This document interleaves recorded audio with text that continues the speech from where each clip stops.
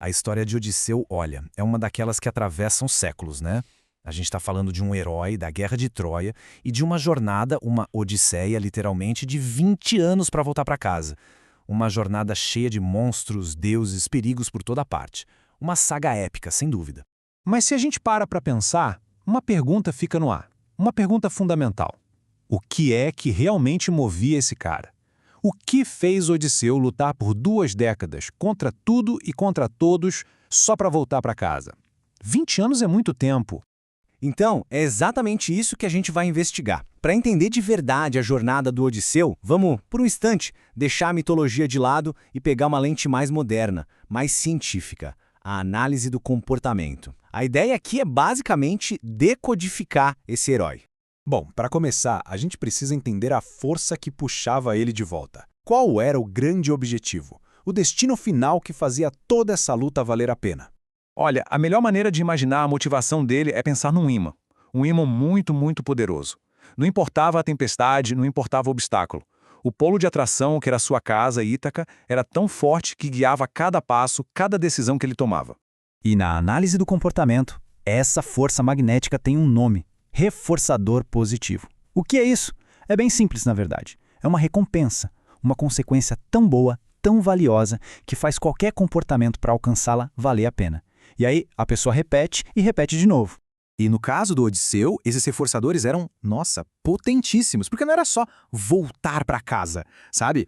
Era muito mais. Era reencontrar a esposa, Penélope, rever o filho, Telêmaco, era recuperar seu status, seu lugar como rei e, claro, voltar para aquele ambiente familiar. Eram essas as recompensas finais que mantiveram ele firme, navegando e enfrentando perigos por uma década inteira, uma determinação que parecia impossível de apagar.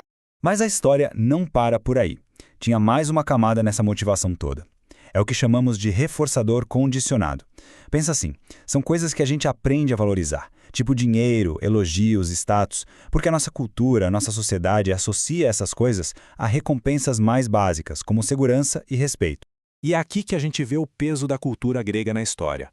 O próprio Odisseu confessa que seria uma vergonha voltar de mãos vazias. Ou seja, a honra, a glória, os tesouros que ele trazia da guerra, tudo isso funcionava como um reforçador condicionado poderosíssimo. Era o que mantinha o status dele como herói. Ok, então a gente já viu o que puxava ele para Ítaca. Agora, vamos virar a moeda e analisar o que o empurrava para longe do perigo. As forças que ele estava tentando desesperadamente evitar. E isso nos leva a um outro conceito chave: controle aversivo. Se a gente parar para pensar, muito do que a gente faz no dia a dia não é para buscar algo bom, mas sim para evitar algo ruim, para fugir da dor ou do perigo. E boa parte do comportamento do Odisseu foi governada por essa necessidade. Pensa só na jornada dele. Não foi um cruzeiro de férias, né? Foi uma sequência sem fim de fuga e esquiva. Era fugir de monstro, escapar da ninfa Calipso, que o manteve prisioneiro por 7 anos, era sobreviver a tempestades violentíssimas. Ele estava o tempo todo reagindo para não morrer, para não ser capturado de novo. Beleza, já entendemos o porquê de ele agir com magia. Mas e o como? Como ele conseguiu sobreviver a tudo isso? A famosa astúcia de Odisseu não era mágica, gente. Era uma habilidade muito bem desenvolvida. E aqui entra a segunda grande metáfora para a gente entender esse herói, a de um mestre de xadrez. Odisseu não tinha um plano fechado, um passo a passo para os 20 anos de viagem. Não. O que ele fazia era analisar a situação que estava na frente dele, o tabuleiro de xadrez do momento, e fazer a melhor jogada possível, usando tudo que ele já tinha aprendido na vida.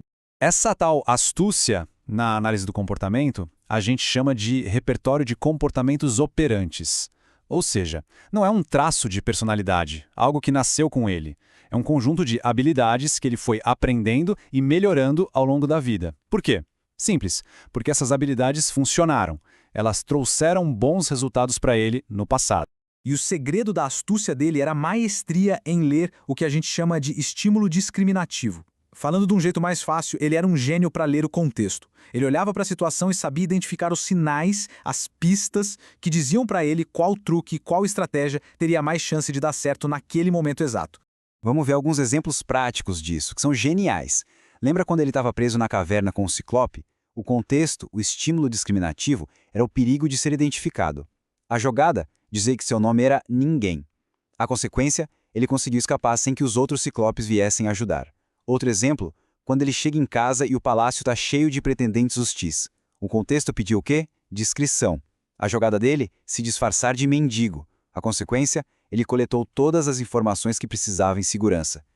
Cada ação era uma resposta calculada, uma jogada de mestre no tabuleiro. Só que Odisseu não era perfeito, longe disso. E o maior erro dele também é um estudo de caso fascinante sobre como o comportamento humano, mesmo o de um herói, pode falhar. É aqui que a gente vê o conflito interno dele de forma escancarada. De um lado, você tem um objetivo de longo prazo, o plano lógico, voltar para Ítaca. A recompensa era gigantesca, mas ia demorar muito. Do outro lado, a tentação, o impulso emocional por um reforço pequeno, mas imediato, a glória de gritar para o mundo quem ele era. E o que ele fez? Cedeu. Num ato de, como a fonte descreve, pura basófia, ele gritou seu nome verdadeiro para o Cíclope. Naquele instante ele conseguiu o que queria, aquele reforço imediato da glória. Só que a consequência disso foi uma punição terrível e de longo prazo. A maldição do Cíclope, que despertou a fúria de Poseidon e atrasou a volta para casa por muitos e muitos anos. Então, no final das contas, o que a gente aprende a olhar para um mito tão antigo com as lentes de uma ciência moderna? Acho que o ponto principal é este. A história de Odisseu ainda mexe com a gente não porque ele era um semideus infalível. É exatamente o contrário. É porque ele era um organismo complexo, moldado pelo ambiente, pela sua história de vida, pelas regras da sua cultura. No fundo, ele era, em essência, muito parecido com a gente. E isso nos deixa com uma última reflexão.